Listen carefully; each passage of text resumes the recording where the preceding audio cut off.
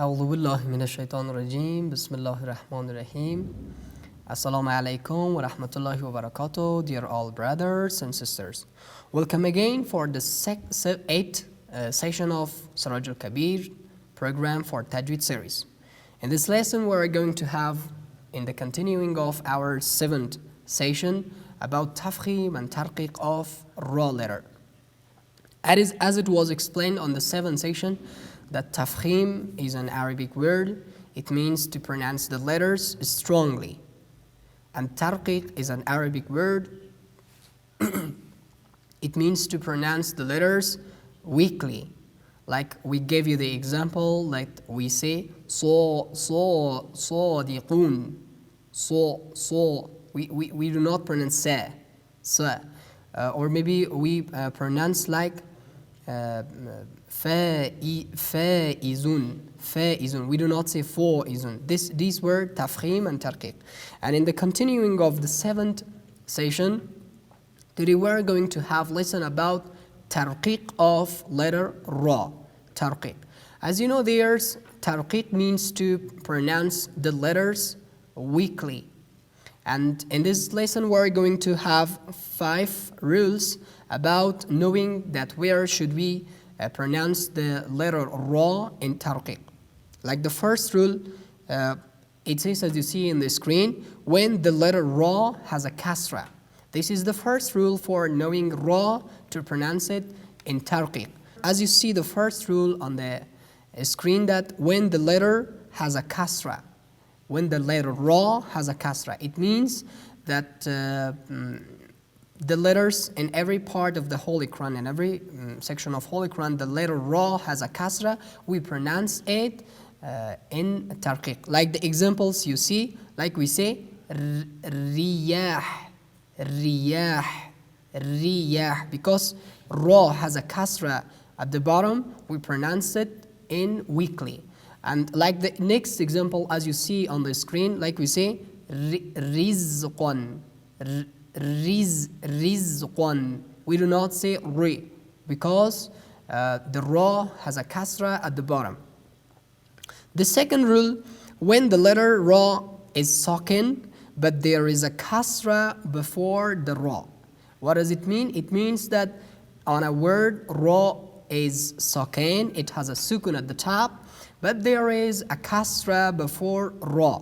Like the examples, we say fir'aun, fir'aun, fir'aun. We do not say fir. Why? Because ra, we have to pronounce it in tarqiq, because there is a kasra before ra. And the next example we say shirdhama, shirdhama, shirdhama. We do not say it is wrong to pronounce shirdhama, because there is a kasra before ra. The third rule talks about that when ra is sakin, it means that on a letter when ra has a sukun at the top. Also, again, there is another sukun before ra. It means that ra has a sukun at the top. Before ra there is another letter which has it also has a sukun, but there is a kasra before the second sukun. What does it mean? Let me to explain it on the example. As you see in the screen, dhikr, dhikr, dhikr. So what does it talks about? It talks about that ra is sukun. Before ra there is another letter which it is also again sukun. Like ra, before ra that's kaf, which has sukun at the top. And the third word from the left, that is dhal, which has a kasra at the bottom. Like we say dhikr, dhikr. We do not say dhikr, because based on the third rule, that the first letter has a kasra at the bottom, next is sukun, and the third one, ra, it is also sukun. And the next example, as you see on the screen, that's hijr, hijr, hijr, hijr. So ra is sukun, it has a sukun at the top.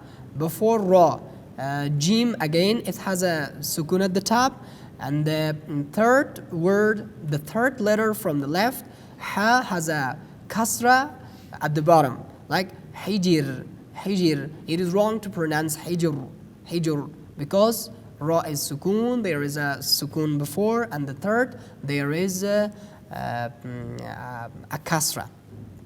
The fourth rule, as you see on the screen, when ra is sakin, it means that when ra has a sukun at the top, but there is a maddiya before. Dear brothers and sisters, as it was explained to you in the previous sessions, that we have 3 maddi letters.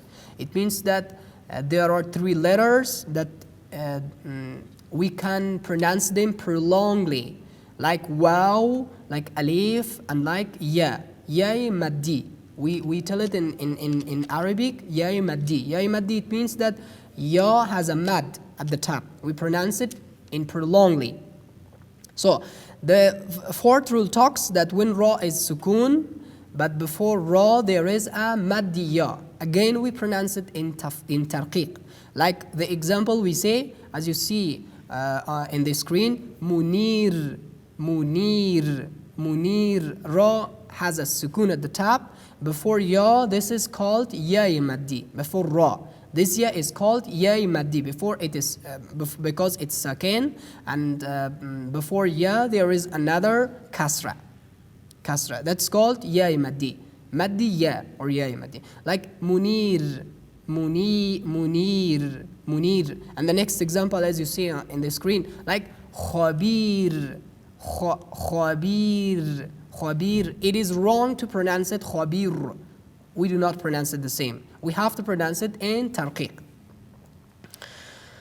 As a last rule and the fifth rule, it talks, as you see in the screen, when ra is sakin, it means when ra has a sukun at the top, but there is a sakin ya before.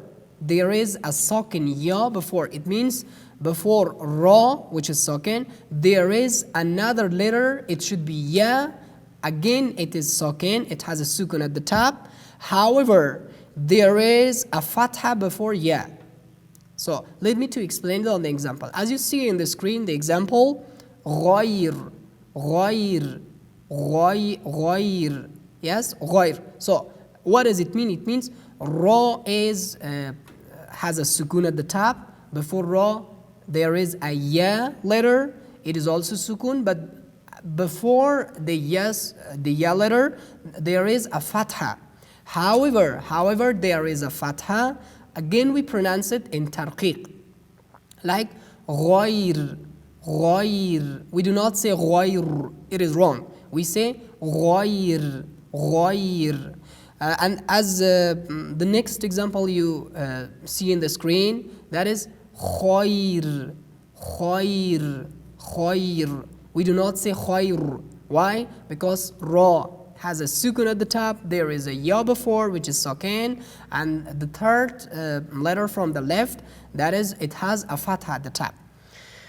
As a conclusion for the 8th session of Sirajul Kabir Tajweed series program, we had a lesson for this video, for this session, about the tarqiq of letter ra.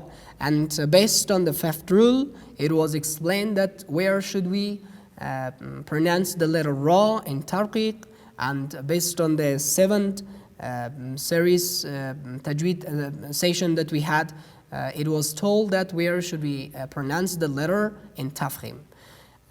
It is mentionable there that we have also online lessons for explaining more of these lessons with details. We have online lessons. Subscribe our YouTube channel and watch and like our YouTubes for watching more lessons. Fi aman Allah.